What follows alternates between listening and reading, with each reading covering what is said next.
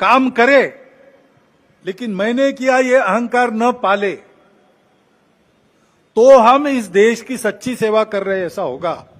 और अपने देश को हम सब लोगों के सच्चे सेवा की आज आवश्यकता है और विश्व को भी आवश्यकता है। भारत का वो जीवन ध्येय है, पूरे विश्व की सेवा। वो करने लायक भारत को खड़ा करना है तो समाज को इस प्रकार बनना पड़ेगा। समाज ऐसे बनेगा तो व्यवस्थाएं और व्यवस्था चलाने वाले लोग अपने आप उसके पीछे पीछे चलकर ऐसा बनेंगे। जगह जगह और समाज में कलह ये नहीं चलता। अब 1 साल से मणिपुर शांति की राह देख रहा है, उसके पहले 10 साल शांत रहा।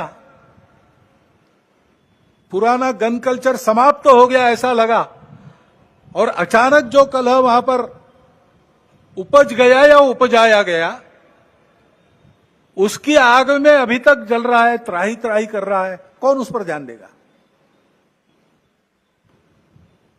प्राथमिकता देके उसका विचार करना ये कर्तव्य है।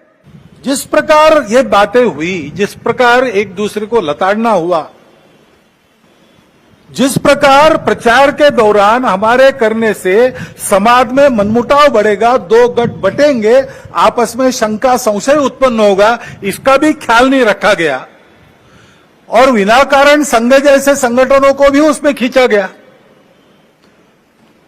टेक्नोलॉजी का सहारा करके असत्य बातें परोसी गई, नितांत असत्य।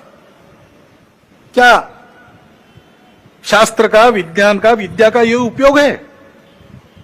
सज्जन विद्या का ये उपयोग नहीं करते। 100% मतों का मिलान होना संभव नहीं है,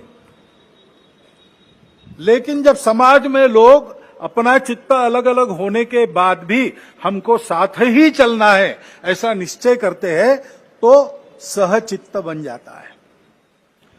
वास्तव में संसद क्यों है और उसमें 2 पक्ष क्यों है? इसलिए है कि दोनों पहलू उजागर हो। किसी भी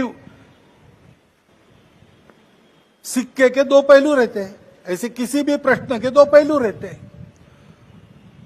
एक पक्ष एक पहलू का विचार करता है तो दूसरे पक्ष ने दूसरा पहलू उजागर करना है, ताकि जो होना है वो पूर्णतः ठीक हो, सहमति बने।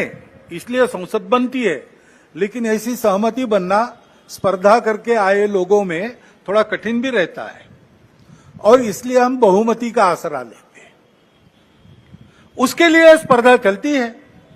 ये स्पर्धा है, कोई आपस का युद्ध तो है नहीं।